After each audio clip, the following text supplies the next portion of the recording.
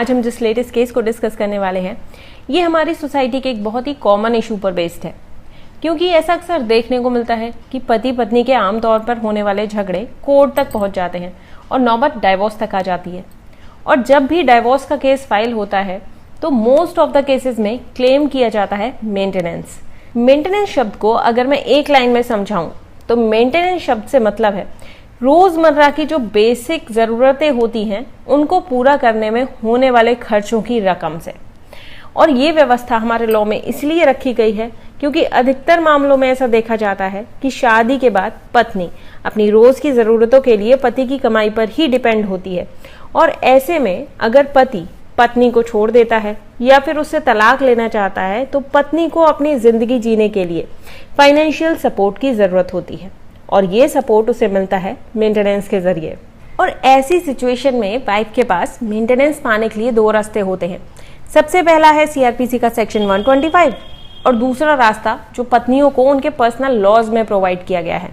Personal laws जैसे कि Hindu marriage act, तो अगर हम इस एक्ट को देखें, हिंदू मैरिज एक्ट को देखें, तो यहाँ सेक्शन 24 एंड सेक्शन 25 इस तरह के प्रोविजंस करता है,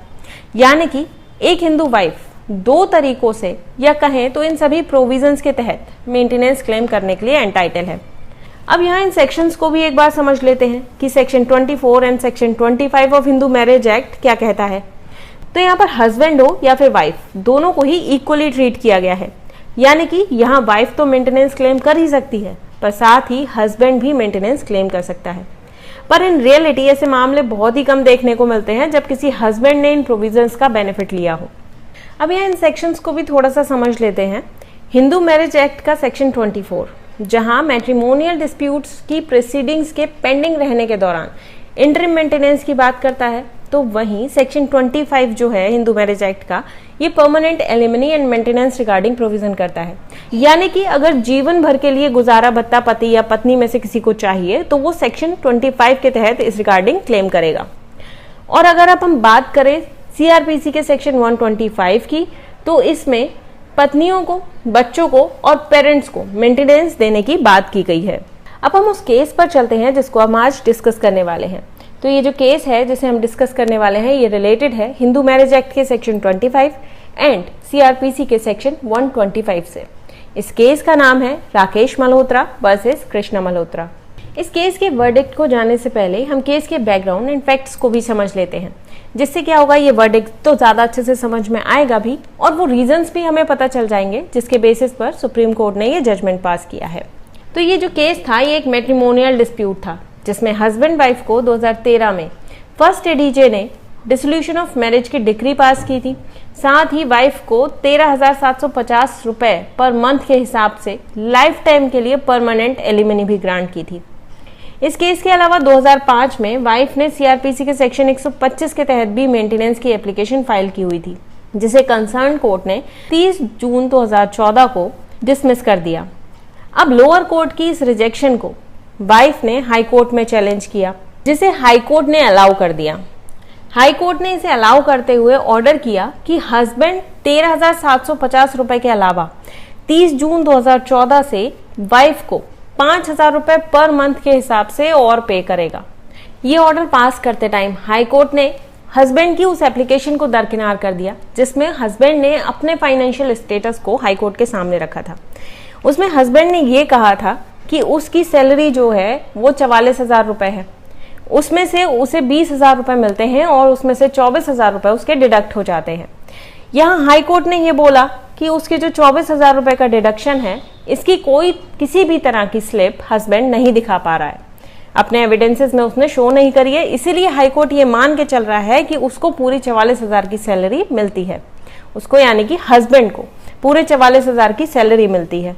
तो इसीलिए हाई कोर्ट ने कहा कि हम ये मान रहे हैं कि आपको 44,000 की सैलरी मिल रही है और वाइफ यहाँ पर 5,000 रुपए और पाने के लिए एंटाइटल है, क्योंकि वाइफ की जो बेसिक नीड्स हैं वो पूरी नहीं हो पा रही हैं। तो हाई कोर्ट के इस ऑर्डर को हस्बैंड ने सुप्रीम कोर्ट में चैलेंज किया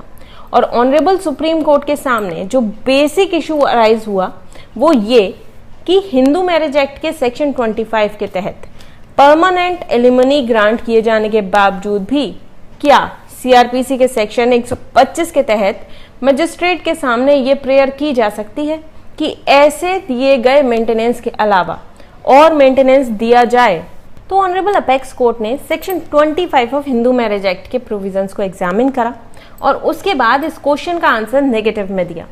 यानी कि सीआरपीसी के सेक्शन 125 के तहत पत्नी द्वारा दायर की गई मेंटेनेंस पिटीशन को नहीं देखा जाएगा जब ऐसी पत्नी को हिंदू मैरिज एक्ट के सेक्शन 25 के तहत परमानेंट एलिमनी दी जा चुकी हो। अब यहाँ सुप्रीम कोर्ट ने अपना यह ऑर्डर पास करते time section 25 of Hindu marriage act के प्रोविजंस को एग्जामिन किया और उसके बाद अपने ऑर्डर में ये कहा कि सेक्शन 25 के सबसेक्शन 1 में कोर्ट को ये पावर है कि डाइवोर्स या फिर सेपरेशन की डिक्री पास करते टाइम कोर्ट हस्बैंड या वाइफ जो भी गुजारा भत्ता पाने का हकदार है उसके फेवर में इस रिगार्डिंग ऑर्डर कर सकता है। अब ये गुजारा भत्ता या तो उस पार्टी के लिए जीवन भर के लिए परमानेंट एलिमनी के तौर पर हो सकता है या फिर कुछ समय के लिए मेंटेनेंस के तौर पर हो सकता है। और साथ ही ये भी कहा कोर्ट ने कि सेक्शन 25 के सबसेक्शन 1 के तहत कोर्ट डिसोल्यूशन ऑफ मैरिज की डिक्री पास करते टाइम ना केवल पार्टीज की अर्निंग कैपेसिटी को देखेगा बल्कि पार्टीज का स्टेटस और ऐसे ही अदर इश्यूज को भी कंसीडर करेगा। कोर्ट ने इसके आगे कहा 25 के सबसेक्शन 1 में जो प्रोविजंस किए गए हैं इसके अलावा भी पार्लियामेंट ने सबसेक्शन 2 और सबसेक्शन 3 ऑफ सेक्शन 25 के तहत एक रास्ता खुला रखा है कि आगे चलकर अगर ऐसी सिचुएशन आती है कि मेंटेनेंस पे करने वाली पार्टी या फिर मेंटेनेंस पाने वाली पार्टी किसी के भी स्टेटस में, अर्निंग कैपेसिटी में या फिर किसी भी अदर सर्कमस्टांसेस में कोई चेंज आ जाए तो जो एग्रीव्ड पार्टी है वो सेक्शन 25 के सबसेक्शन 2 या फिर सबसेक्शन 3 में कोर्ट को ऐसी डिक्री में वेरिएशन या मॉडिफिकेशन करने के लिए अप्रोच कर सकती है। लेकिन इस प्रेजेंट केस में क्या हुआ,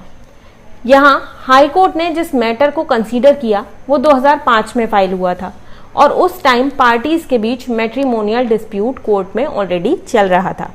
जिसमें कोर्ट ने डिसोल्यूशन ऑफ मैरिज के साथ परमानेंट एलिमिनी के लिए भी डायरेक्शन देते हुए 2013 में डिक्री पास कर दी जिसकी फर्स्ट अपील हाई कोर्ट में अभी भी पेंडिंग है। और 2005 वाली जो एप्लीकेशन थी उसका डिस्पोजल 2014 में हुआ जिसकी अपील में हाई कोर्ट ने बाद में ऑर्डर करते हुए एलिमनी की रकम में 5,000 रुपए और बढ़ा दिए।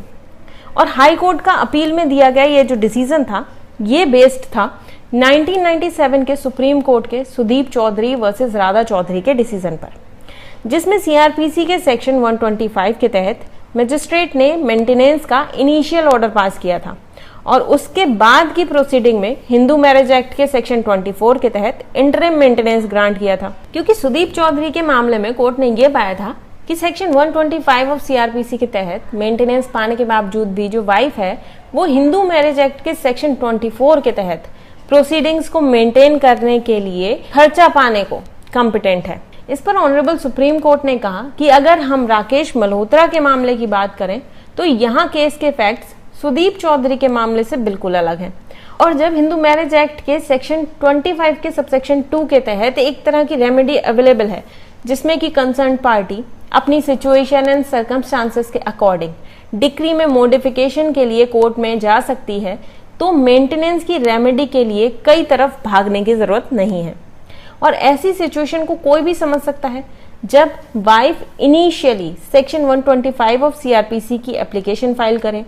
जो कि मैटर की अर्जेंसी और वाइफ की तत्काल जरूरतें जो रोजमर्रा की जरूरत होती हैं उनको पूरा करने के लिए मिलने वाले मेंटेनेंस के लिए जरूरी होगी। उसके बाद भले ही वाइफ हिंदू मैरिज एक्ट के प्रोविजंस या फिर अदर लॉस का सहारा फुल फ्लैग्ड रेमेडी के लिए कॉम्पिटेंट कोर्ट के सामने ले सकती है। लेकिन अगर राकेश मल्होत्रा के मामले की बात की जाए तो यहाँ वाइफ को कॉम्पिटेंट कोर्ट से फुल फ्लैग्ड रेमेडी पहले ही मिल चुकी थी।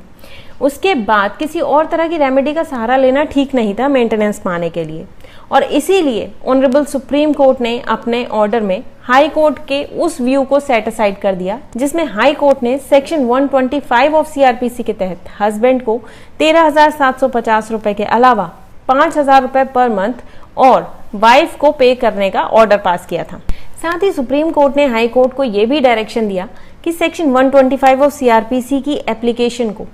ऐसे कंसीडर और ट्रीट किया जाए जैसे कि वो application under section 25 subsection 2 of Hindu marriage act file की गई हो, जिसमें कि वो हस्बैंड की उस साइड को भी सुने जिसमें उसने अपनी फाइनेंशियल बैकग्राउंड या फाइनेंशियल कंडीशन को हाईकोर्ट के सामने रखा था।